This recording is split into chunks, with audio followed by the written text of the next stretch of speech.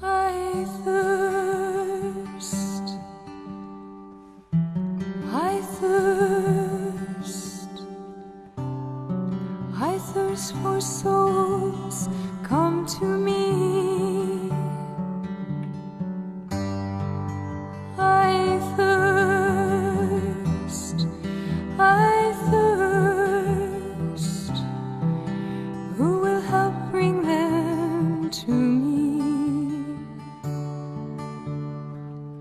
Bring them to my Father, wash them in my blood, bind their wounds of sin by the power of my love.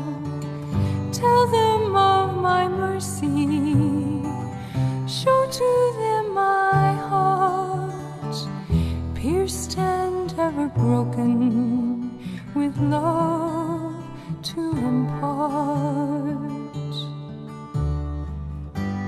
I thirst, I thirst, I thirst for souls, come to me.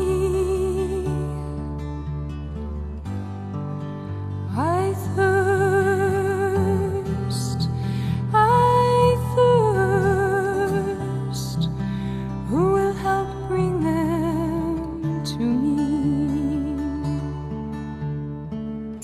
Many tears are falling, souls have lost their way, tired and discouraged, too broken to pray. Will you be my tenderness? All the world will see. I am always waiting. Please come to me.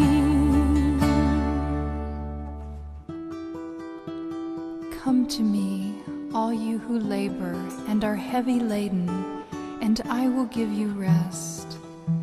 Take my yoke upon you and learn from me, for I am gentle and lowly in heart, and you will find rest for your souls.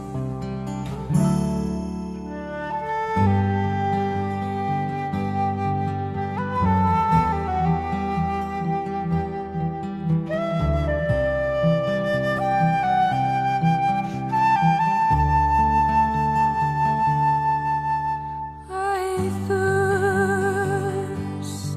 Pembacaan dari kitab Matius bab 5 ayat 13 sampai dengan 16. Kamu adalah garam dunia.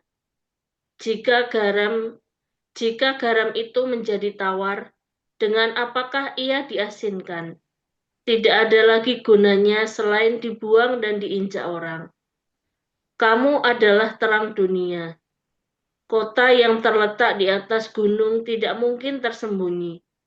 Lagi pula, orang tidak menyalakan pelita lalu meletakkannya di bawah gantang, melainkan di atas kaki dian, sehingga menerangi semua orang di dalam rumah itu. Demikianlah, hendaknya terangmu bercahaya di depan orang, supaya mereka melihat perbuatanmu yang baik dan memuliakan Bapamu di surga. Demikianlah sabda Tuhan. Terpujilah Terpujilah Kristus. Kristus. Saya langsung saja sesuai dengan apa namanya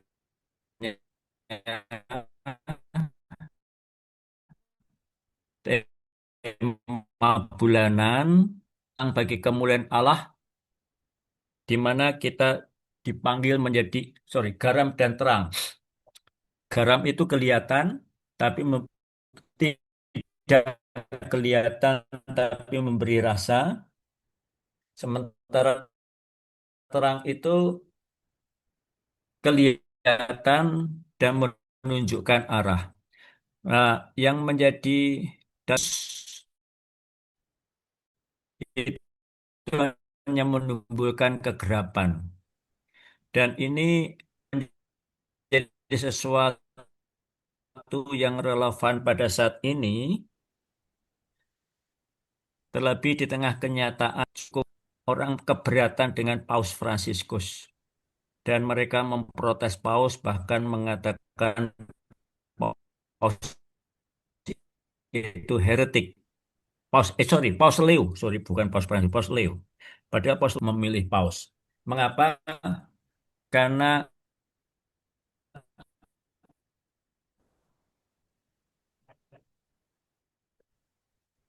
kata-kata kasar dan juga kritik keras dari Paus. Tetapi nanti itu kita lihat bahwa sekarang ini dunia ini dipenuhi dengan kata-kata yang tidak memberikan terang tapi memberikan kegelapan, kemarahan, kebencian, penolakan akan orang lain. Apa yang dikatakan? Virus individualisme, tidak peduli, mau selamat sendiri. Itu menjadi gejala kita. Konsumerisme, mungkin pernah rombongan hanya nanya, Rojali, rombongan jarang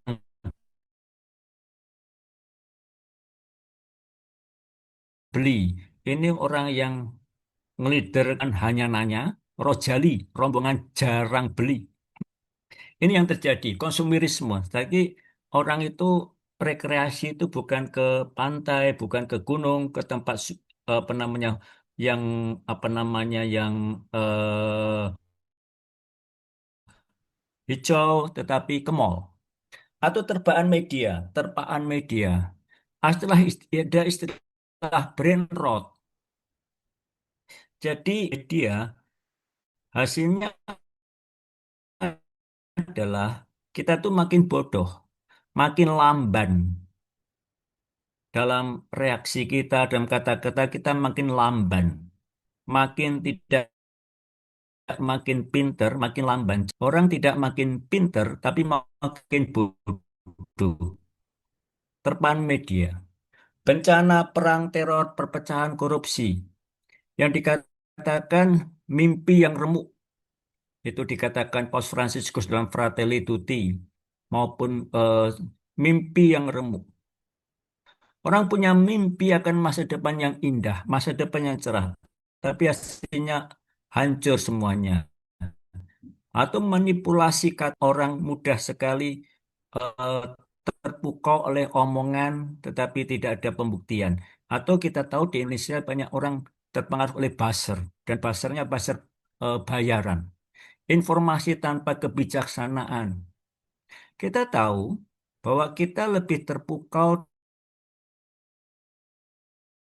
dengan gosip, gosip artis, si itu cerai, si itu begini, informasi yang memenuhi kita, dan informasi itu bukan informasi yang menjadikan kita makin bijak, tapi justru informasi menjadikan kita terjerumus di dalam gosip, omongan yang tidak mutu, atau perendahan diri, merendahkan orang miskin,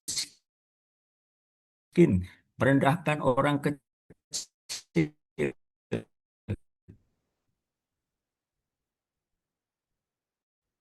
Sekarang kita banyak lihat orang menganggap orang miskin itu bodoh, orang miskin tidak beruntung. Globalisasi yang meminggirkan yang lokal, yang setempat, budaya setempat dipinggirkan. Orang tidak menghargai lagi kultur setempat. Semakin terhubung, tapi semakin meminggirkan. Kita semakin terhubung, kita semakin terkoneksi, tapi hasilnya semakin meminggirkan, tidak kita perhatikan. Dan jangan-jangan itu bisa terjadi pada diri kita, kita menikmati Zoom, tetapi jangan pernah terlibat di Zoom, atau mereka tidak punya akses untuk Zoom, atau mereka juga yang apa namanya jarang ikut Zoom, seakan-akan mereka itu tidak ada. Lalu kita lebih dekat, lebih akrab, lebih mudah menyapa yang rajin, yang setia dengan Jumatan ini. Terhubung, tapi meminggirkan, makin memisahkan. Ketergantungan, meniru, maju, maju, gaya hidupnya maju, rumahnya makin mewah, pakaiannya makin mahal, tetapi kualitas hidup merosot. Yang dikatakan Ibu Teresa bahwa orang desa. Kesadaran sejarah Buddha, tradisi ditinggalkan, nilai rohani tergerus. Kita tahu bahwa kita ingin, bangsa Indonesia ini ingin menulis lagi ulang sejarah. Sehingga dikatakan tahun 98 itu tidak ada, tahun 65 itu tidak ada. Itu kesadaran kita akan sejarah itu hilang, pudar. Kurang lagi menghargai tradisi-tradisi lama, sopan santun, ada bahasa Jawa yang tingkatannya unggah-ungguh dan sebagainya, semakin ditinggalkan karena ingin seakan-akan kita itu egaliter, kita itu sama. Maka kemudian penghargaan kepada orang lebih tua menjadi hilang. Nilai rohani tergerus, konsumtif, individualis, tidak ada rencana bagi semua, budaya membangun. Nah, ini akibatnya terjadi tersebarnya rasa putus asa, patah hati, pesimisme. Saya baru saja di Bandung memberi retret 1 minggu, ini kelompok awam, disebut Healing the Wounds of Life, penyembuhan luka-luka hidup, di mana kita mengolah rasa putus asa, patah hati, pengalaman kegagalan, pengalaman luka, pengalaman sakit, baik luka masa lalu, pengalaman kejatuhan, kegagalan, kesalahan, dan kebodohan. Dan mengolah itu, supaya dengan mengolah itu melihat bahwa ada daya kasih Kristus. Kalau kita tidak mengolah itu, akibatnya agresif, marah, kata-katanya kasar, lalu lah tanggung jawab besar. Internet jaringan semakin lancar, tapi otaknya berjalan semakin lambat. Sehingga artificial. Tetapi orang lupa bahwa di tengah semuanya itu terjadi penurunan, bukan artificial, tapi real intelligence. Nah, ini. Lalu maka kita perlu mengolah kata-kata kita. Moga kita tidak mendengar kata-kata pengadilan, penghakiman, tapi kata-kata cinta, belas kasih. Dunia mengajari kita tentang sukses, kekuasaan, dan uang. Sementara Allah mengajarkan kita untuk mencari kerendahan hati, pelayanan, dan kasih. Itu yang diajarkan. Sehingga dengan demikian kita, kalau kita mau setia, kita apa namanya, kita melawan tren dunia ini. Maka kita memakai kata Ibu Teresa, kind words are short and easy to speak, but their echoes are truly endless. Kata-kata yang baik, kata-kata yang sederhana, baik, murah hati, itu sederhana. Sebenarnya, sebagai contoh, Paus Francis itu mengajar kepada kita terlebih di keluarga-keluarga kita, 3 kata. 3 kata yaitu berani mengatakan sorry, please, dan thank you. Please, selalu mendahulukan orang lain. Please, silahkan. So, tapi kadang-kadang demi relasi kita mengatakan maaf. Lalu, thank you, terima kasih. Maka kita diajak belajar seperti sikap nyimpan perkara dalam hati. Ya, Maria. Maria nyimpan perkara dalam hati. Tidak segala hal itu dikatakan. Tidak segala hal tidak diketahui harus ditanyakan. Diam bukan itu adalah sikap diam yang justru dari diam itu dia mengatakan sesuatu. Atau seperti Yesus, kalau ada sesuatu daripada menimbulkan keributan yang lebih besar, daripada menjadikan bertengkar dengan orang-orang Farisi, pemuka-pemuka agama, Yesus mengatakan pergi. Nah, karena apa? Karena bagi Yesus untuk apa kita bertengkar? Untuk apa kita berdebat? Maka kita perlu menata kata. menyimpan dalam hati. Karena apa? Dikatakan oleh Santo Yakobus, lidah itu seperti api. Api itu kecil, tapi bisa membakar, bisa melukai, bisa menyebabkan perang, bisa menyebabkan letupan emosi yang besar. Maka kita diajak untuk mewaspadai apa yang disebut Paus Fransiskus terorisme gosip, relasi yang toksik, tidak sehat, beri pengaruh negatif, kecenderungan mengontrol, kecenderungan mau menguasai orang. Kita bila demikian belajar untuk memakai kata Benedictus, Benedict, terberkati. Benedictus berangkat dari kata benedicere. Benedicere, dicere itu omong, bene itu baik, omong yang baik. Kind words are short and easy to speak, but their echoes are truly endless. Itulah tanda orang terberkati. Omong yang baik. Di situ ada aspek respect, edifying, mengatakan sesuatu yang menumbuhkan, bukan sesuatu yang mematikan. Mengatakan sesuatu yang lebih memberi daya hidup, atau lebih jauh lagi mengatakan sesuatu yang membawa pada Tuhan. Itulah tugas kita membawa orang menuju pada Tuhan, bukan pada diri sendiri. Maka kita bila demikian diajak untuk mengurangi kecenderungan egois, narsis, berpusat pada diri. Hati-hati kalau orang suka mengatakan saya, oh saya begini, oh saya begitu. Hati-hati, itu nanti narsis. Atau berpusat pada diri seakan-akan apa yang saya anggap baik dan benar itu saya pakai untuk menilai orang lain, untuk mengadili orang. Dan akibatnya kita kehilangan kasih, kehilangan cinta. Atau karena kita tidak suka dengan apa yang dilakukan orang lain, iri hati, dan itu kita ungkapkan. Kan tidak segala sesuatu harus diungkapkan. Apakah itu menumbuhkan? Apakah itu membawa orang pada Tuhan? Kita punya kecenderungan menilai. Kita punya kecenderungan menghakimi. Maka kita mengajak belajar seperti Maria, menyimpan dalam hati. Seperti Yosef tidak tahu, diam. Kau usah ngomong. Karena dari diam itu menunjukkan kebijaksanaan, kematangan, dan kedalamannya. Sehingga kita bisa mengatakan dalam bahasa zaman dulu, orang yang lebih banyak diam itu orang bijakan. Orang yang bijak, orang yang saleh itu selalu tandanya apa? Nggak banyak omong, diam. Maka Anda semua bisa tahu saya bukan tipe orang saleh karena omongnya terlalu banyak. Nah, maka kita mengatakan cinta yang dibutuhkan.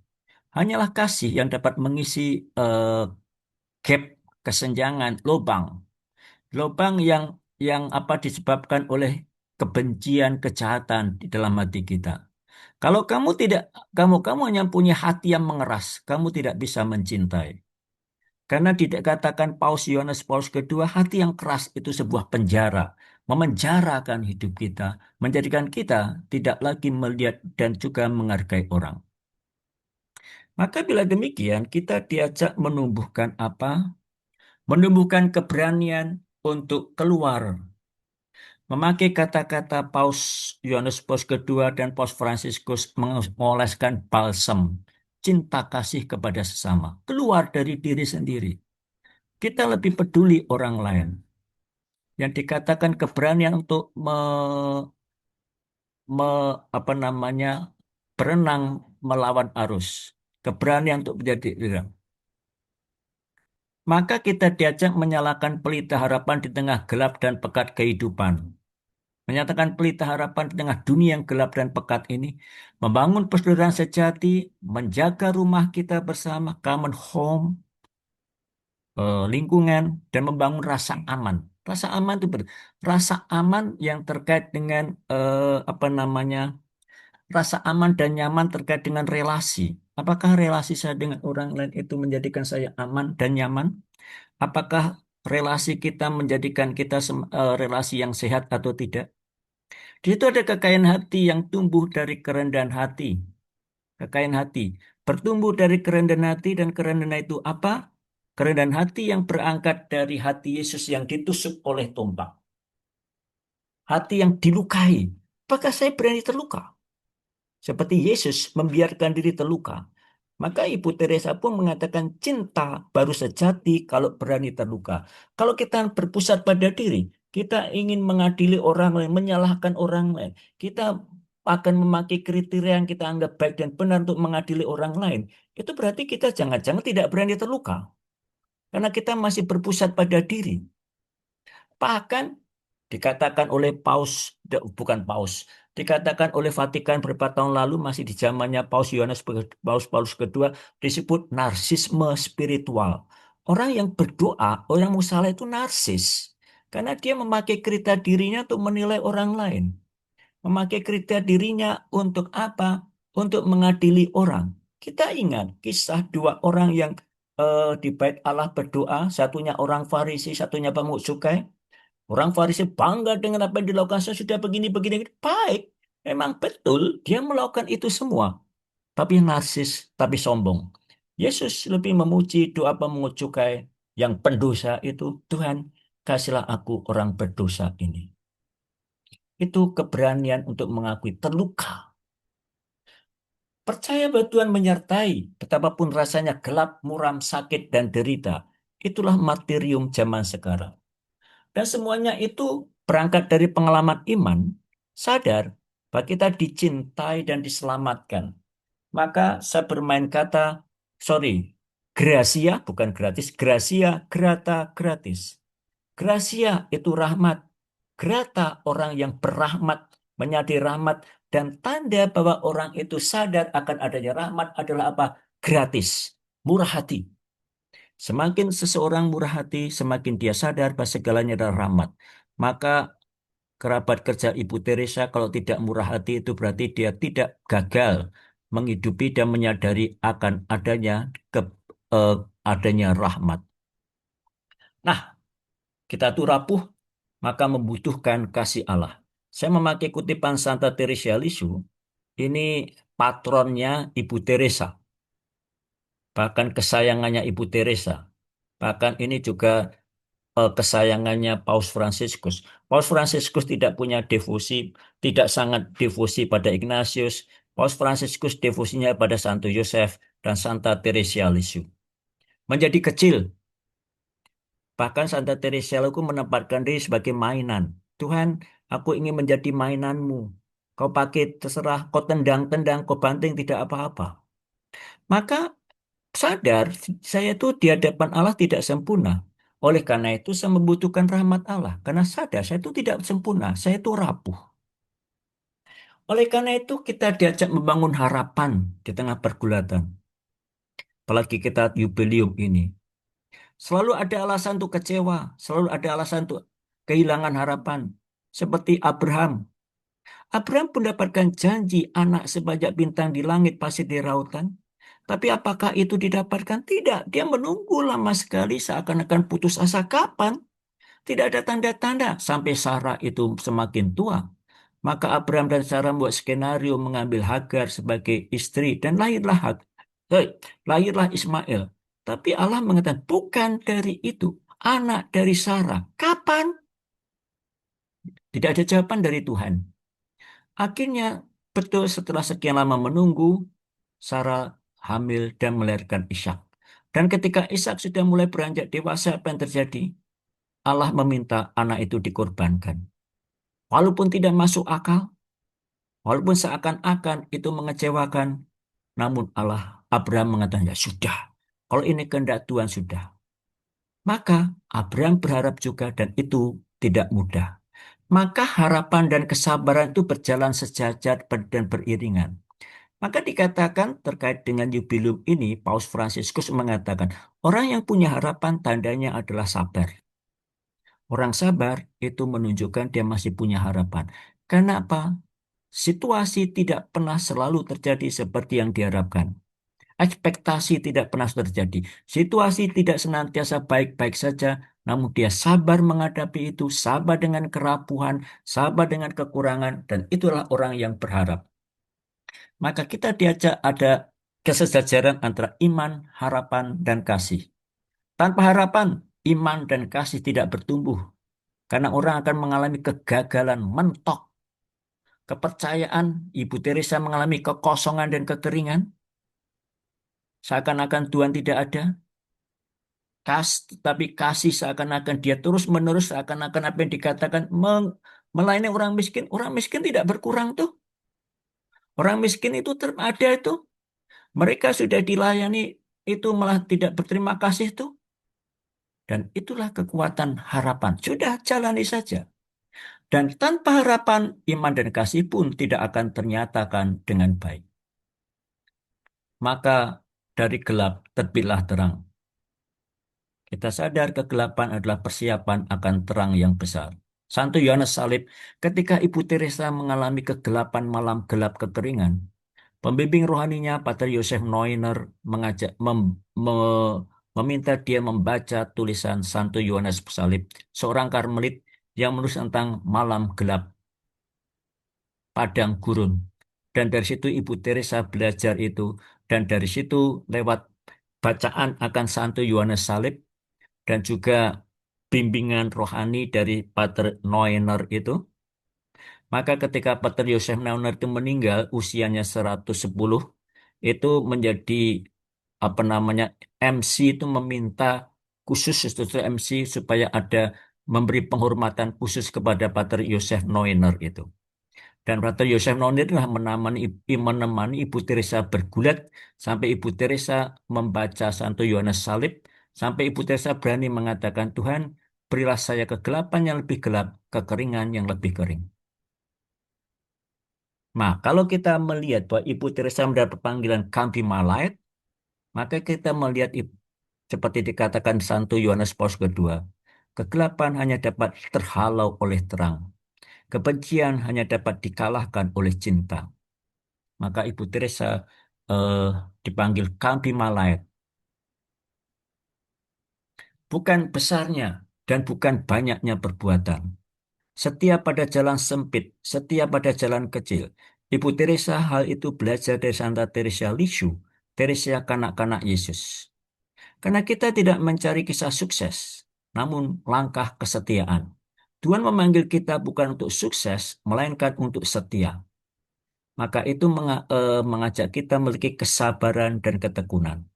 Sabar dan tekun itu syaratnya.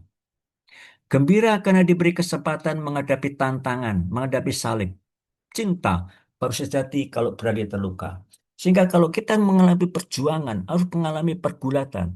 Dan kita mengalami banyak hambatan, mengalami banyak anak. Mungkin kakak itu bertanya, lu lagi, kok yang muda tidak ada? Itulah, apakah kita bertekun dalam semuanya itu? Jalani terus. Kenapa? Kita tidak tahu bagaimana Tuhan bekerja. Dan kita tahu Tuhan itu bekerja sesuai dengan rancangan dan waktu Tuhan. Waktu Tuhan kita tidak tahu. Maka kita diajak peduli akan kesulitan. Ambil bagian dalam penderitaan. Ibu Teresa mengajarkan sebagai optionnya, preferential optionnya, the poorest of the poor, yang termiskin dari yang miskin. Masuk dalam penderitaan, masuk dalam kenyataan, kesulitan, dan tantangan. Maka dikatakan, dunia kita ini diciptakan. Allah menciptakan dunia cukuplah besar bagi semua yang hidup, bagi semua yang dilahirkan. Hanya sayang, di tengah dunia yang besar ini, hati kita tidaklah cukup besar untuk menerima sesama kita, untuk menghargai sesama kita. Kita takut untuk berkorban. Kita takut untuk mengalah. Kita takut untuk merendahkan diri. Kita mau ingin menang, mau menguasai, mau membenarkan diri. Ternyata hati kita tidak cukup besar untuk menerima orang lain. Terutama mereka yang berbeda, terutama mereka yang tidak sepaham dengan kita. Maka kita diajak, dikatakan agree to disagree. Beranikah kita eh, sepakat? Sepakat untuk apa? Sepakat untuk tidak sepakat. Itu sudah lama dikatakan baik oleh Yohanes Paus kedua, kemudian coba diwujud nyatakan dengan perjalanan sinodalitas gereja ini oleh Paus Fransiskus dan kemudian diteruskan lagi oleh Paus Leo. Dari kasih ke kasih. Semakin kita apa namanya? Semakin kita masuk dalam realitas penderitaan, kita akan mengalami apa? Kita akan melihat Kristus yang memberikan peneguhan penghiburan dari kita bahwa Kristus telah menderita di dalam kita. Maka kita senantiasa memohon kepada Tuhan supaya apa? Supaya Tuhan senantiasa mengajak kita untuk berani masuk dalam realitas penderitaan dari realitas hati supaya kita semakin menemukan hati Tuhan yang peduli kepada kita. Hati yang melayani. Kita saja merenungkan pengorbanan diri Kristus bagi keselamatan kita semua. Apakah kita juga sedia memberikan hidup kita bagi sesama? Broken bread for the broken people? Memberikan hidup bagi sesama? Apakah kita bersedia melayani Dia dengan bersedia pula melakukan bukan hanya hal yang besar dan penting, namun pula yang rendah dan kecil, memenangkan hati dan kasihnya? Bukan untuk mencari pujian diri, tapi untuk apa? Melakukan sesuatu yang berkenan kepada Allah. Hati Yesus mengendaki kita bekerjasama dengannya untuk memulihkan kebaikan serta keindahan di dunia ini yang hancur akibat dosa. Maka kita melakukan pertobatan hati, memulihkan kedamaian hati, terutama di mana? Di dalam hati kita masing-masing. Membangun rekonsiliasi, pemulihan bagi persaudaraan yang dikatakan hati yang dikorbankan untuk menunjukkan kasih dan pemulihannya. Maka kepedulian terbesarnya adalah apa kepedulian besar hati Yesus? Bagaimana membagikan apa yang telah dialami agar sesama yang lain dapat pula merasakan kebaikan serta keindahan kasih Allah. Membagikan apa yang dialami, apa yang dialami. Pengalaman saya dicintai, pengalaman Allah yang mengasihi. Dan itu kita bagikan. Pengalaman Allah yang mengasihi lewat mana? Lewat bagaimana kita melayani orang miskin, bagaimana kita peduli kepada mereka yang menderita. Dan dari situ kita belajar untuk merasakan kebaikan dan keindahan kasih Allah. Maka kita diajak untuk menumbuhkan hati yang dipenuhi sukacita. Dan hati yang penuh sukacita itu adalah hati yang dibakar dengan cinta. Dibakar dengan cinta, dibakar dengan kasih. Apakah hidup saya senantiasa dapat berguna bagi orang lain? Menumbuhkan orang lain? Atau hanya mungkin kalau hati kita dibakar sendiri oleh cinta itu. Karena kasih adalah jejaring. Sukacita, kegembiraan adalah jejaring hati, jejaring kasih, di mana kita dapat menangkap jiwa-jiwa. Maka kita tidak memiliki sukacita. Sukacita tumbuh dari cinta. Sehingga kita dapat menangkap cinta, menangkap jiwa-jiwa. Disebut memang hukum terutama orang Kristiani dalam tradisi Katolik, hukum terutama orang Kristiani adalah apa? Penyelamatan jiwa-jiwa. Dan itu hanya mungkin kalau hidup kita ditandai dengan sukacita yang tumbuh dan dilandasi oleh kasih. Maka Ibu Teresa pun mengajak kita, pergilah ke seluruh dunia. Go out into the world today. Pergilah ke tengah-tengah dunia. Jangan hanya diam saja, jangan hanya di rumah saja, jangan hanya sibuk sendiri saja. Kita ajak pergi dan mencintai mereka yang kita jumpai. Semoga eh, kehadiran kita menjadi terang baru di tengah hati umat manusia. Maka kita diajak bila demikian menjadi terang yang bercahaya supaya semua orang melihat perbuatan yang baik dan memuliakan Bapa yang di surga. Demikian Santo Matius dalam Injilnya. Jadi bukan untuk memuji diri, bukan untuk menonjolkan diri, tapi untuk apa? Untuk memancarkan kemuliaan Allah. Sehingga memakai kata-kata Santo Paulus, bukan aku, melainkan Kristus yang hidup dalam aku. Dan aku tidak takut untuk dilupakan. Bukankah Yohanes Pembaptis mengatakan demikian? Semoga dia menjadi semakin besar dan aku semakin menjadi kecil. Karena aku tidak penting, tetapi Tuhan yang penting. Dan itulah juga yang dibuat oleh para rasul, dibuat oleh orang-orang kudus, dibuat oleh Ibu Teresa. Maka kita mengagumi Ibu Teresa, tapi bukan Ibu Teresa. Kita siapa? Tuhan. Gereja berusaha mengeluarkan dokumen tentang Maria. Dan gereja memberi catatan kritis kepada orang yang terlalu memuja Maria. Seakan-akan Maria itu sejajar dengan Yesus. Tidak. Pusatnya adalah Yesus, bukan Maria. Sehingga orang seakan-akan berdevosi Maria, tapi melupakan Yesus Kristus. Jangan-jangan orang memuji Ibu Teresa, tapi lupa. Ibu Teresa itu hanya jalan dan sarana untuk menuju kepada Tuhan. Itu saudari-saudara, ibu dan bapak yang bisa saya sampaikan karena itulah yang saya siapkan. Demikian, semoga berkenan dan cocok dengan apa yang diharapkan dan juga dengan apa yang menjadi pergulatan di bulan ini. Apalagi kita mau menyambut Advent. Demikian, saya kembalikan. Ya, terima kasih Romo Kris yang sudah membawakan ya pada malam hari ini. eh Silahkan mungkin teman-teman ada yang mau bertanya atau sharing, bisa dinyalakan ya videonya atau dibuka mic-nya. Teman-teman sudah bisa unmute sendiri kok ya. Jadi silahkan yang mau bertanya. Win, saya mau tanya, Win. Ya, silahkan Bu Margo. Romo Chris, Ya, kasihan, Romonya capek. Romo, tadi yang saya menangkapkan di awal tadi mengenai doa yang narsis, Romo. ya. Doa yang narsis sebagai jalan kesombongan iman. Bagaimana, Romo, untuk mengukur supaya kita tidak jatuh ke dalam kesombongan iman yang seperti itu, Romo? eh Kita tahu Yesus itu mengecam doa orang Farisi ya.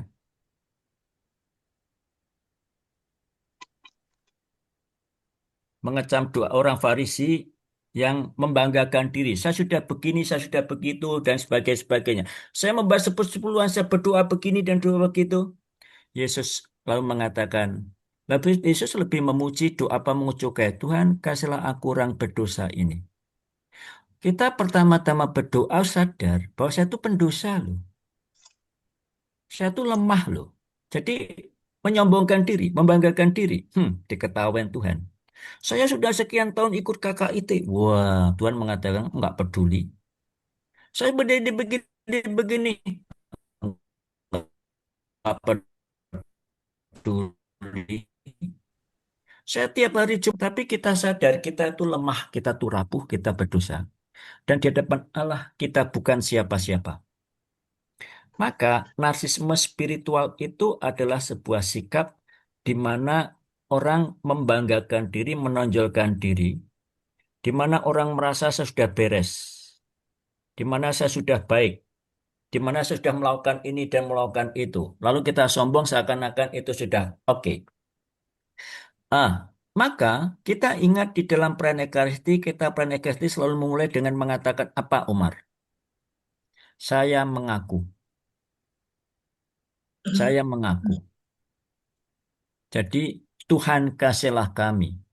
Maka langkah pertama pengakuan akan kerapuhan. Dan justru karena kita sadar akan kerapuhan kita membutuhkan Tuhan. Membutuhkan Tuhan dengan apa? Dalam Ekaristi, tahap pertama jalan pemurnian diikuti dengan jalan penerangan, lalu kita mendengarkan sabda Allah. Maka doa itu pertama-tama mendengarkan, bukan omong. Kita kalau dua omong ya. Panjang sekali. Doa itu pertama-tama mendengarkan. Maka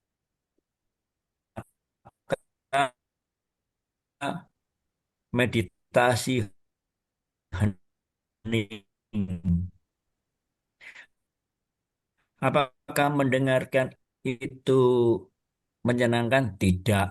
Orang sering dan di hari kedua sudah ada orang pamit karena merasa tidak nyaman karena justru hening, refleksi, diam. Kan retretnya retret hening ya.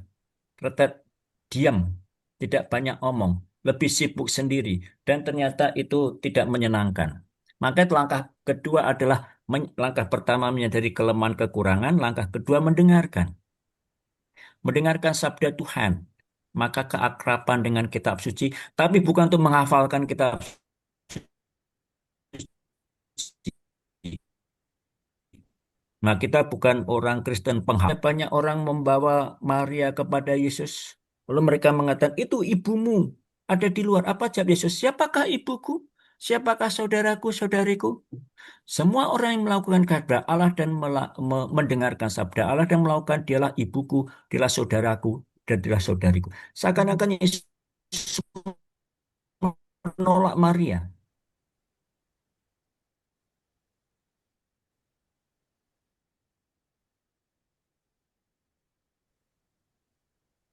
Tapi apa?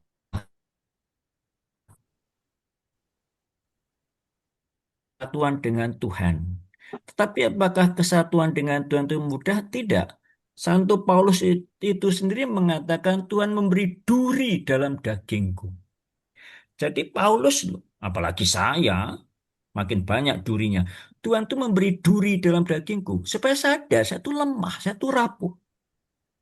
Supaya saya sadar, saya tuh masih punya kedagingan, masih punya kelukaan, masih punya kelekatan-kelekatan. Maka senantiasa bila demikian, kalau kita mau bersatu dengan Tuhan, langkah pemurnian, mengakui dosa, kelemahan, mendengarkan, lalu langkah ketiga menuju kepada Tuhan. Menuju kepada Tuhan dan menuju kepada itu keluar dari diri sendiri, pengosongan diri. Pengosongan diri dalam, mohon maaf, tradisi kami, tradisi Ignatian. Mengapa tradisi Ignatian itu saya katakan di sini bukan karena saya Yesuit, karena Ibu Teresa itu kan menghidupi tradisi Ignatian. Karena dia Loreto dan dalam proses bimbingan rohani penulisan konstitusi kan bersama para Yesuit. Ini sombong ini. Tapi Ibu Teresa mengatakan, apa dikatakan, ambillah ya Tuhan kemerdekaan, kebebasan, kehendak dan pikiranku. Ambil. Yang dikatakan Paulus itulah kenosis, pengosongan diri.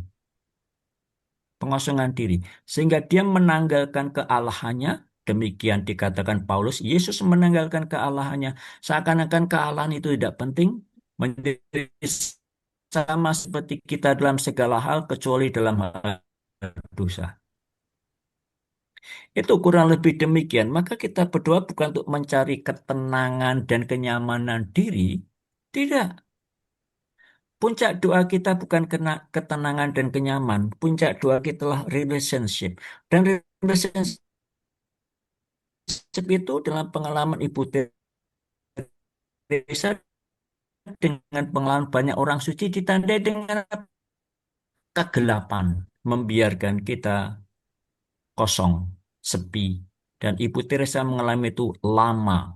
Banyak orang suci mengalami itu lama. Santo Yohanes Salib, Santa Teresa dari Kalkuta sampai di penjara, dikucilkan dan diasingkan. Dan Ignatius mengalami itu dengan luka. Kakinya pecah kena mesiu. Banyak orang suci mengalami seperti itu. Sakit. Padre Pio menderita karena dia diusir, dikucilkan oleh saudara-saudaranya setarekat sekomunitas. Dan dia mengalami stigmata, masih diketawain, diremehkan. Dia menderita. Stigmata kita memujinya sebagai sekarang, tapi Padre Pio mengalami sebagai sebuah luka, penderitaan. Fransiskus Asisi pun mengalami itu, stigmata. Dia hidupnya miskin, menanggalkan semuanya. Nah, itu kurang lebih Markus. Jadi, menghindari narsisme spiritual supaya kita tidak berpusat pada diri. Memakai kata-kata, saya meminjam dua kata lah. Dari kitab suci. Ibu Maria mengatakan terjadilah padaku menurut kehendakmu. Santo Yohanes Pembaptis jadi kecil. Nah, ini kita belajar untuk tidak narsis. Narsisme spiritual dan itu terjadi bahkan sampai sekarang dikatakan demikian. Paus Leo pun mengatakan banyak orang berdoa itu seringkali narsis loh. Mencari diri, mencari kepuasan diri untuk membenarkan diri. Kurang lebih demikian, Omar. Moga-moga ini menjawab. Terima kasih. Ini Romo yang saya inikan tadi mengenai puncak doa adalah relationship. Dalam artian kepada relasi kepada Tuhan dan sesama begitu Romo yang dimaksud. Ya, tapi juga relasi dengan diri sendiri ya, Umar. Diri sendiri itu saya bisa semakin menerima diri, mengakui satu lemah dan rapuh, menerima bahwa saya itu kurus dan kecil, Umar. Makannya banyak, tapi kurus dan kecil. Diajak ke lava, nggak gemuk-gemuk, dan Terima sebagainya. kasih. Nah, Terima kasih Romo. ya, Terima seperti kasih. itu. Mengakui saya itu lemah dan rapuh. Saya punya keterbatasan. Keluarga saya juga punya keterbatasan. Punya kegagalan, ini dan itu. Lalu hidup kita. Maka relasinya dengan Tuhan tentu. Lalu relasi dengan diri sendiri. Kalau relasi saya dengan diri sendiri itu terganggu, itu akan mengganggu relasi saya dengan Tuhan. Kalau saya tidak bisa menerima satu kurus dan kecil, nanti saya marahnya ngedumelnya sama Tuhan. Maka juga relasi dengan sesama. Dan sesama itu terutama siapa? Tentu Ibu Teresa mengatakan love begins at home, mulai dari rumah. Lalu juga sekarang ditambahi sesuatu yang belum muncul di masa Ibu Teresa, yaitu apa? Relasi dengan alam ciptaan. Apakah kita memelihara dan menjaga kelestarian alam itu? Atau kita merusak sesuatu yang diciptakan Allah baik adanya, justru kita rusak. Ingat kita banjir di Sumatera Utara ya. Ya, si Bolgar. Aceh, Sumatera Oke. Utara, dan Sumatera Barat. Padang juga. Kita Tarutung, lihat gambar di Padang. Tapanuli Utara, sungai itu penuh dengan pohon-pohon. Berarti kan di daerah Bukit Barisan itu sudah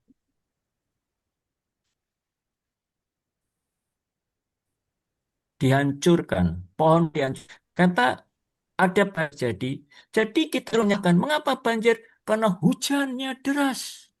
Sejak dulu selalu ada hujan deras. Tapi mengapa tidak terjadi banjir seperti itu?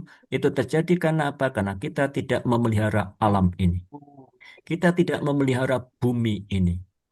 Tetapi mohon maaf ya, Paus Fransiskus dalam Querida Amazonia ini ngerasain gereja ini. Mengatakan, mengapa kalau ada kerusakan lingkungan ini dan itu gereja diem, dan Paus Fransiskus mengakui terus terang, karena para uskup sudah dikasih duit.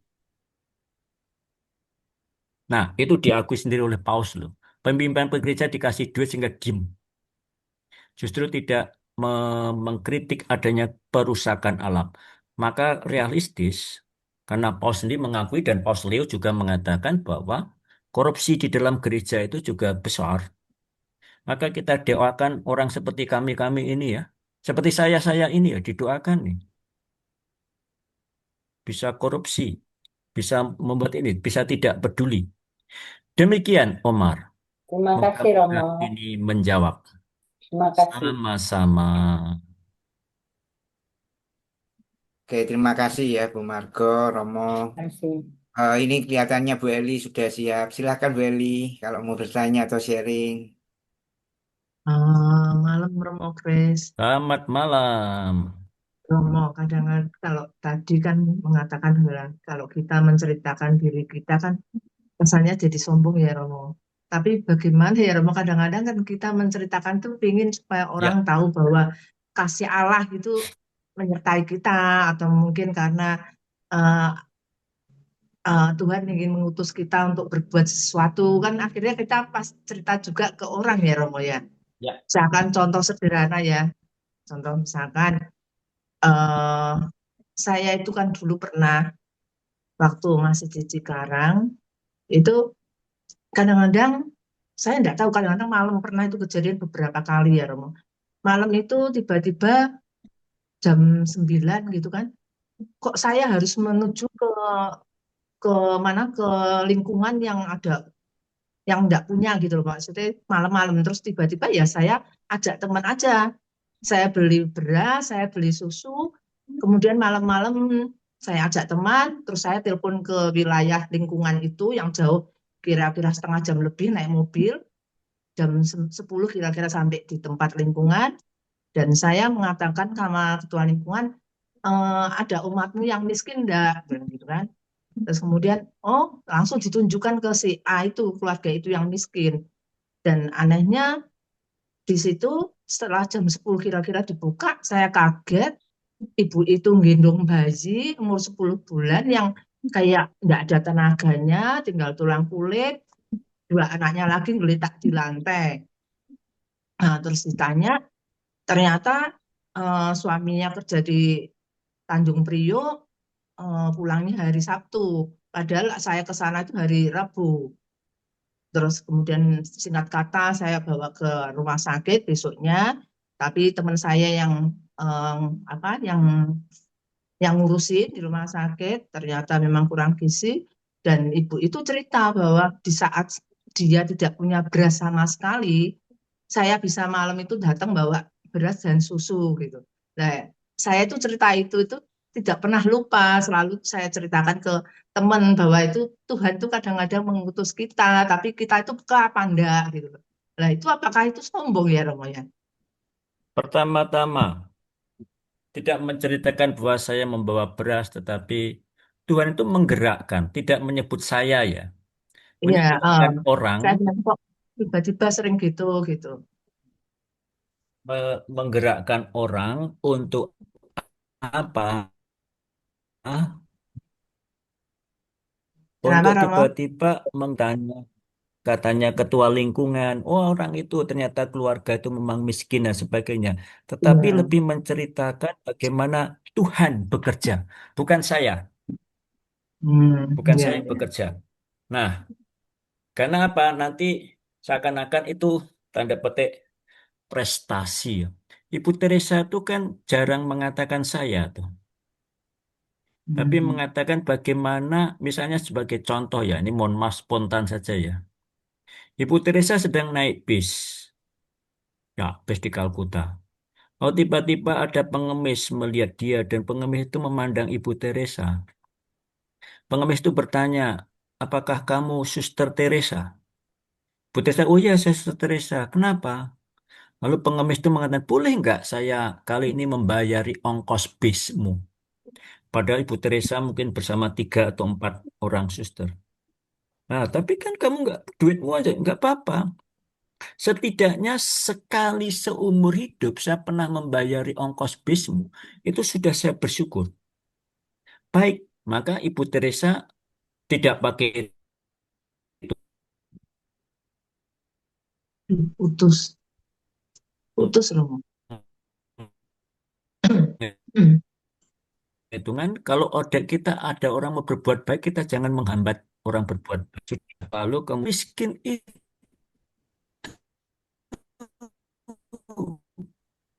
Putus. pengemis itu membagikan dan bisa jadi sehari itu dia tidak makan. Tetapi yang diceritakan adalah kegembiraan orang, sukacita orang untuk memberi. Ingat persembahan janda miskin. Yesus tidak memandang jumlah persembahan orang kaya, tetapi yang dipandang Yesus persembahan janda miskin yang kedua peser dan dikatakan dia memberi dari kekurangan bahkan dari keseluruhannya. Maka kita juga melakukan. Kalau saya melakukan ini melakukan bukan karena saya hebat, karena saya tahu saya digerakkan oleh Tuhan. Dan Tuhan tuh mengajak saya untuk melakukan ini dan melakukan itu. Tetapi saya tidak bangga, tapi saya berterima kasih bahwa saya boleh dan saya pernah untuk membuka hati digerakkan oleh Tuhan. Karena masalahnya bukan karena saya memberi bawa beras, tapi masalahnya kok saya tuh digerakkan oleh Tuhan. Dan Tuhan mengajari saya. Dan kalau Tuhan mengajari saya, bagaimana selanjutnya saya? Supaya saya tetap menghidupi belas kasih itu. Ya Romo. eh, Dalam perjalanan dari Taman Makam Pahlawan ke rumah kakak saya, Eli cerita tentang bagaimana dia di stasinya, misalnya. Stasi yang miskin, yang romonya tidak peduli, bahkan gerejanya kayak gitu dan sebagainya, romonya tidak peduli. Pengurus Dewan Paroki, Dewan Stasi, yang penting prosedur, prosedur. tapi tidak melihat cinta Ya, itu melewati prosedur. Maka lebih melihat bagaimana ketergerakan hati. Apa namanya, melangkai romonya tidak apa-apa. Ketergerakan hati. Karena cinta itu bukan sebuah norma, prosedur, tapi cinta itulah hati. Paus Fransiskus seringkali melanggar ini dan melanggar itu, bahkan aturan liturgi, jawabannya apa? Ini soal hati. Soal hati ya, tidak usah diperdebatkan. Bahkan melanggar keselamatan aturan soalnya. liturgi sekalipun. Hati. Ya, demi Hati itu keselamatan hukum soalnya. tertinggi. Demikian, Ya, Eli. makasih. Makasih, Romo. Sama-sama. Ya, terima kasih Bu Eli ya. Jadi Ya. itu jawabannya Romo ya. Oke, ada yang lain yang mau bertanya atau mau sharing, monggo.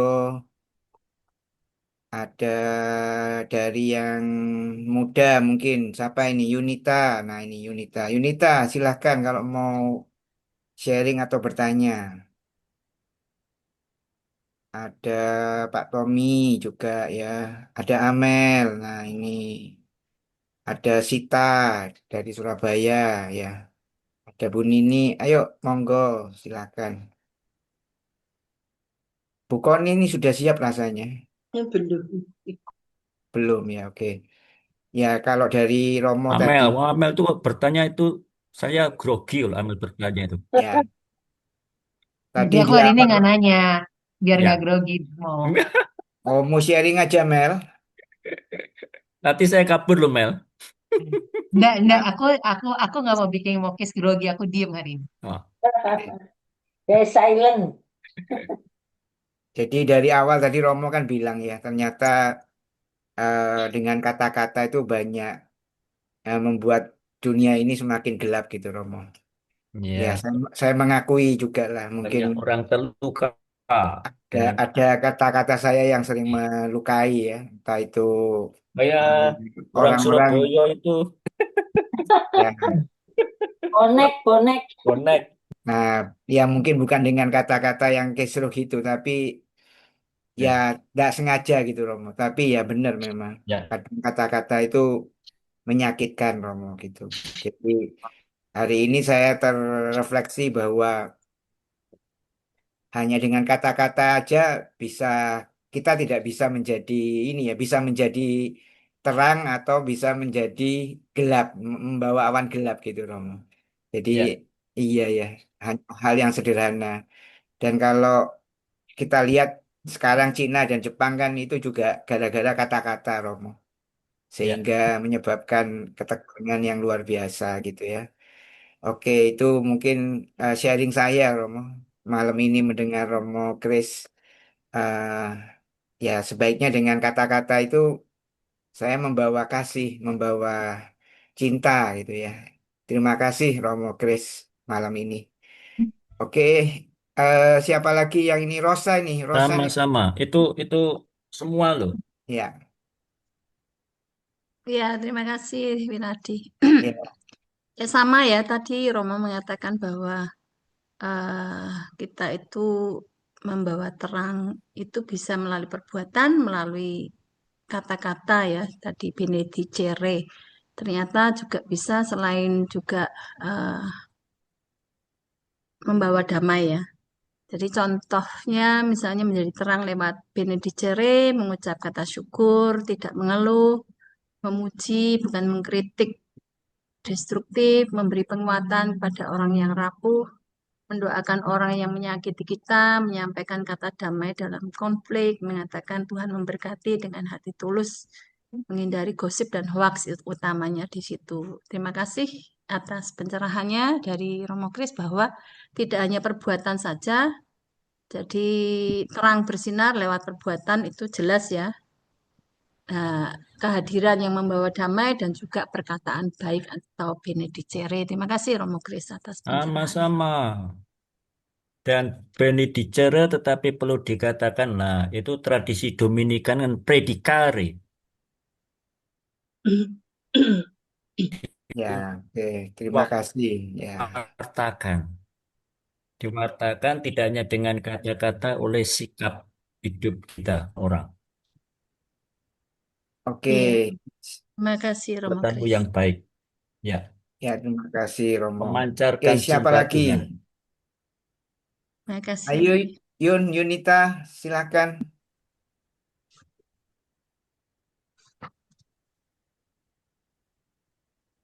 Di sini banyak nih ya. Ada Suster Marta. Suster Marta sudah lama tidak dengar suara ini. Monggo, Suster, kalau mau sharing atau mau bertanya dengan Romo Grace. Oh iya, Suster Marta, selamat pesta ya. Hari ini 150 tahun Ordo Oh, Ursulin Uni Roma. wah, 125, sorry, 125 tahun. oke. Selamat ya, Suster Marta. Ya, Hilang. kelihatannya masih di off ya. Ini ada yang angkat tangan ya tadi ya? Oh, nggak ada. Sebentar. Ayo, siapa lagi yang mau tanya? Ya, saya sharing sedikit tapi izin off cam ya Pak Winardi Romo. Ya. Ya, ya. Oke, silakan Yunita. Ya, baik, terima kasih Romo. Apa malam ini juga saya tertegur juga sih. Tadi kan saya menggarisbawahi kata orang bijak itu harusnya semakin banyak gak omong gitu. Kalau dulu tuh saya sebenarnya pendiam ya. Tapi sekarang kayaknya lebih banyak cerewetnya. Hmm. Jadi jangan-jangan saya makin tua bukannya makin bijak tapi malah makin tidak bijak gitu. Tapi terima kasih sudah diingatkan. Memang untuk menjaga supaya tidak reaktif memang tidak gampang, Romo. Itu juga perjuangan saya sampai saat ini gitu. Tidak reaktif tidak hanya dalam kata-kata tapi dalam perbuatan juga. Karena ketika kita mendapatkan perlakuan yang mungkin tidak menyenangkan itu eh, kalau bagi kalau saya tuh cenderung lebih oke kayak defensif dulu gitu, bukannya menyimpan perkara dalam hati seperti Bunda Maria tapi malah memikirkan ini apa ya yang harus saya katakan atau yang saya lakukan untuk membela diri gitu. Jadi memang tidak mudah kamu untuk seperti Bunda Maria yang selalu menyimpan segala perkara dalam hati. Kalau saya mungkin menyimpan perkara dalam hati eh, malah mungkin ngedumel kayak jadi memang betul-betul harus banyak belajar dari Bunda Maria ini. Jadi apa ya punya punya pengendalian diri untuk mengendalikan apa yang kita pikirkan, apa yang kita katakan itu memang tidak mudah dan saya bersyukur gitu dengan apalagi misalnya dengan komunitas ini salah satunya gitu kan. Jadi ini merupakan salah satu wadah atau mungkin sarana bagi saya untuk mengisi diri, untuk mengingatkan diri sendiri tentunya. Jadi memang saya tuh harus selalu diingatkan Romo. Jadi maksudnya supaya karena tidak mudah memang untuk menerapkan firman Tuhan dalam kehidupan kita itu memang harus diingatkan. Dan bersyukur sekali sih ada komunitas seperti ini. Sekali lagi terima kasih Romo. Ya, terima kasih Yunita. Oke. Bukan Ada yang perjuangan mau? saya tuh masih juga seperti itu loh. Saya putus-putus. Memviral, memviralkan. Ya, oke. Ada lagi yang mau bertanya? Monggo, masih ada waktu ya kurang lebih 10 menit. Jadi bisa dimanfaatkan. Amel boleh loh, Ratna loh suaranya lama ndak dengar ngomong. Jengbor ini.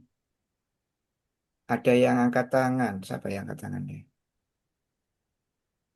Oke, silakan langsung aja. Saya, Pak, kenapa? Oke, Iya, ini nggak tahu ya. kenapa nama saya terganti pakai user, Zoom user. Tapi saya mau Oh, nanya oke. sama Romo. Ya, ya. Ya, selamat malam Romo. Pertanyaan Ya, saya tuh tahu, saya ini sombong lagi apa enggak ya? Saya tahu kelemahan saya tuh nggak bisa kalau disalah-salahin gitu loh. Padahal saya nggak merasa apalagi kalau saya nggak merasa bersalah. Kalau salah, disalah-salahin masih saya oke deh, masih bisa terima. Tapi kalau udah nggak salah, disalah-salahin, jadi kayaknya mencari-cari kayak gitu. Nah itu bagaimana saya triknya supaya saya tuh bisa mengatasi kalau disalah-salahin ya mungkin nggak usah protesnya terlalu keras kayak gitu. malah bisa-bisa kalau saya disalah-salahin bukan cuma protes, tapi melawan kali ya, melawan kayak itu dan ingin membuktikan bahwa saya benar gitu. Terima kasih Romo. Ya, kita sebenarnya punya contoh yang luar biasa. Yesus itu tidak pernah salah, Yesus tidak pernah berdosa, Ya, tapi dianggap berdosa iya betul. dan dihukum mati sebagai pendosa. Padahal dia tidak pernah berbuat dosa. Tapi Yesus mau melakukan itu demi apa? Demi untuk memulihkan, demi terjalinnya relasi. Maka seringkali persoalannya bukan apakah saya benar atau salah. Relasi itu lebih penting. Maka kadang ya sudah. Apa yang saya nggak baik, apa yang saya nggak benar, belum tentu itu benar bagi orang lain. Ya. Kalau orang lain mengatakan itu nggak apa, itu sudah begini-begini saya mengatakan betul. Siapa bilang itu betul? Kan saya tidak bisa memaksa orang lain untuk menganggap saya itu baik toh. Saya tidak bisa memaksa orang lain menganggap saya itu benar toh. Saya tidak bisa memaksa. Tapi apa yang bisa saya buat adalah saya ingin menunjukkan bahwa saya itu baik. Bahwa yang saya katakan bahwa penilaianmu itu salah. Tapi saya tidak bisa memaksa. Tapi saya akan melakukan sesuatu supaya dia akan, oh betul ya. Oh dia baik ya. Nah kita berusaha menunjukkan itu.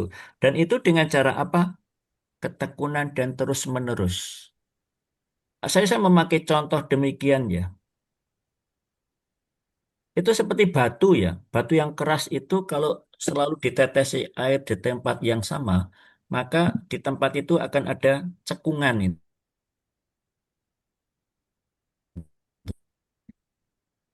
Iya, iya, iya Romo. Sekeras pun hati orang, maka ada. Itu seperti ada seorang hakim yang lalim, terus menerus, lalu dikatakan dalam Injil, hakim itu membantu janda. Itu kan kenapa? Karena bukan dia, tapi karena dia nggak mau diganggu. Nah, demikian maka kita juga mengalami, kita belum tentu bisa mengatakan apa. Ternyata tidak mudah loh bertahan itu. Bertahan untuk jadi baik itu tidak mudah. Tidak mudah. Bertahan untuk terus baik itu tidak mudah. Maka Ibu Teresa kan mengatakan Tuhan memanggil kita bukan untuk sukses, melainkan untuk kesetia. Setia. Setia itu tidak mudah. Ibu Tris, Bu Sinta, Bu Margo, Bu Swani itu sudah sekian puluh tahun jadi KKIT dan setia bertahan loh. Nggak tahu, mungkin pernah ngalami bosen atau apa, saya tidak tahu karena belum pernah bertanya. Tapi kesetiaan itu ya udah jalani saja. Kadang-kadang bertanya, kok itu lagi, kok gini-gini lagi. Tapi kadang melihat ya sudah, kita bertahan. Karena kita tidak tahu kapan itu akan begini dan begitu, kita hanya bisa melakukan itu saja. Maka ketekunan menghasilkan tahan uji. Demikian Santo Paulus mengatakan dalam suratnya. Ketekunan akan menghasilkan tahan uji. Maka kita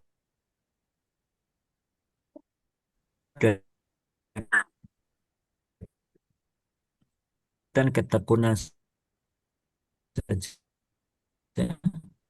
Apakah saya sudah melakukan sebaik mungkin orang bayangnya gue pikirin.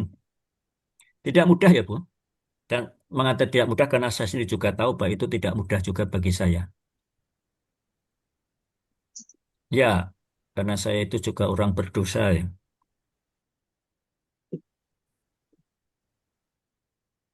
Ya gitu Bu Tiklan. Iya, Ada iya. yang mau ditanyakan Begitu. lagi? Susah ya, Bu? Jadi bagaimana sikap saya ya Romo ya? Supaya saya balik lagi sabar, disalah-salahin ya udah biarin deh, ingat Tuhan Yesus gitu. Hmm. Atau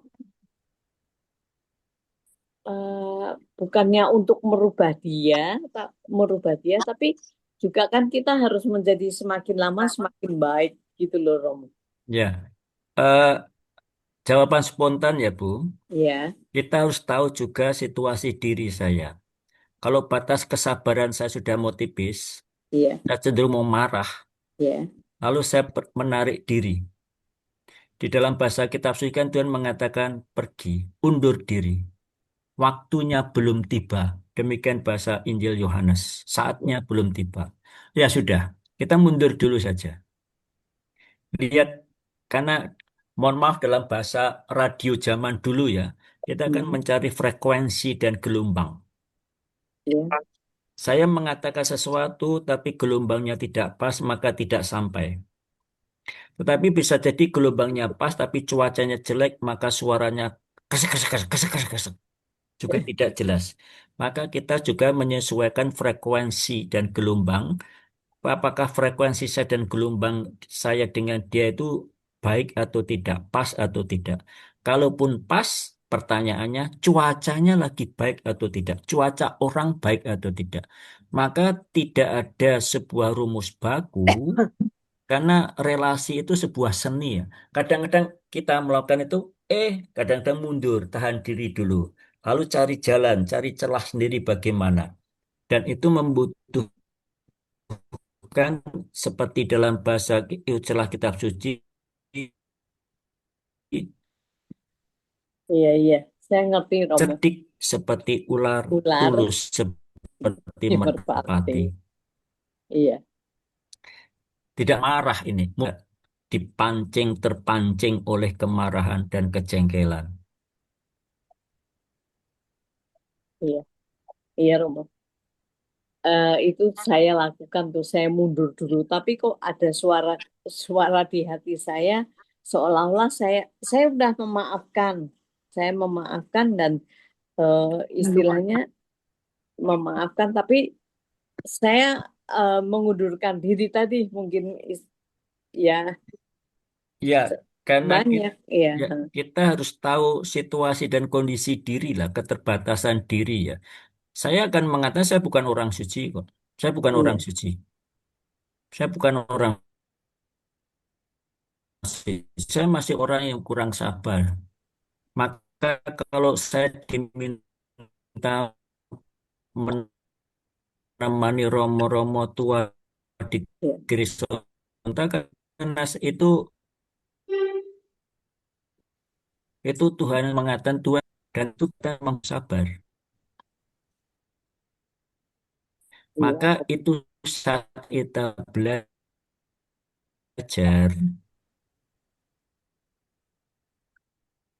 oleh karena kita kadang maka kita perlu melihat itu. Maka Yesus mengatakan saatnya belum tiba.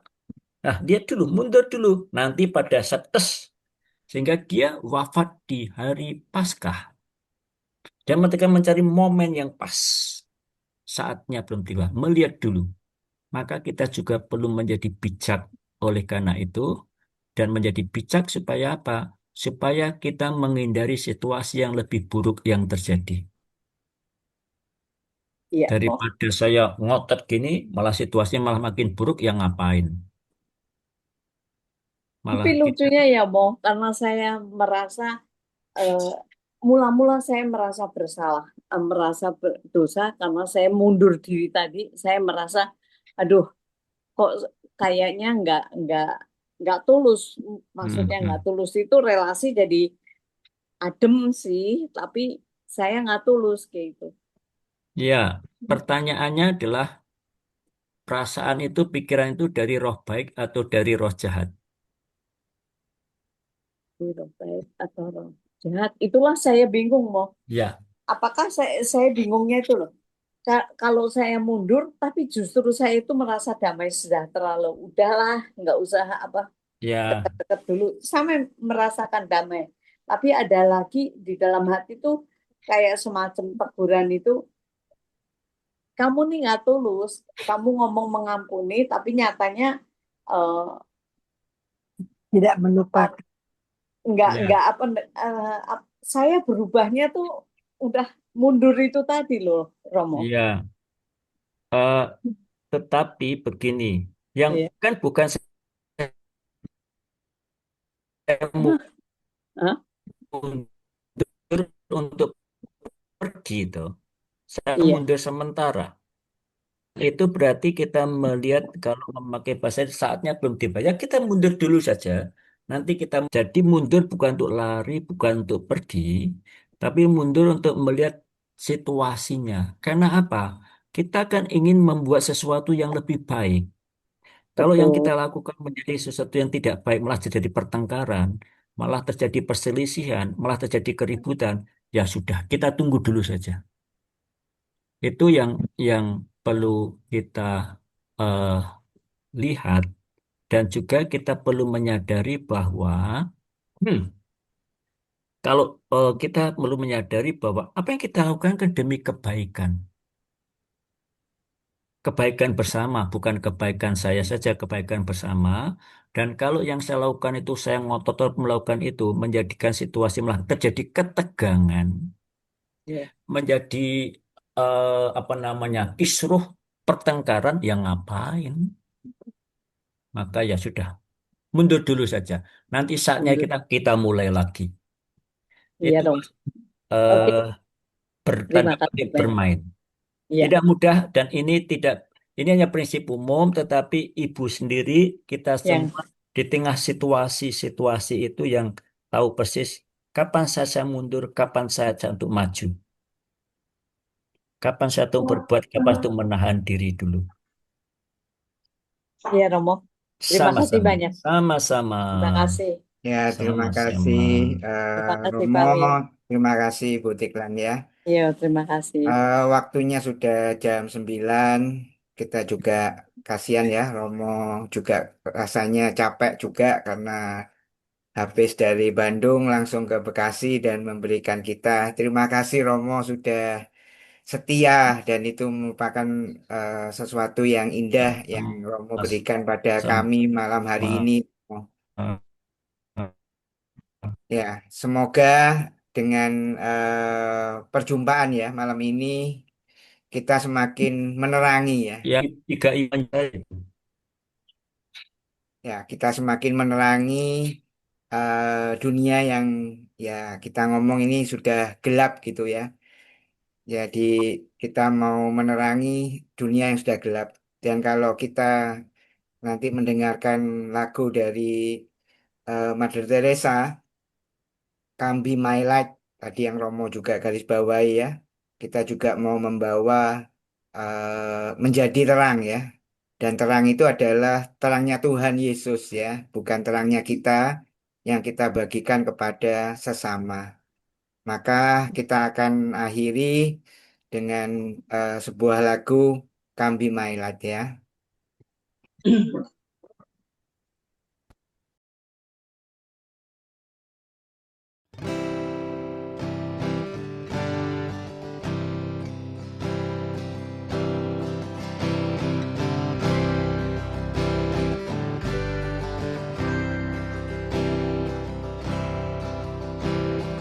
Come follow me. Leave all and gather the few.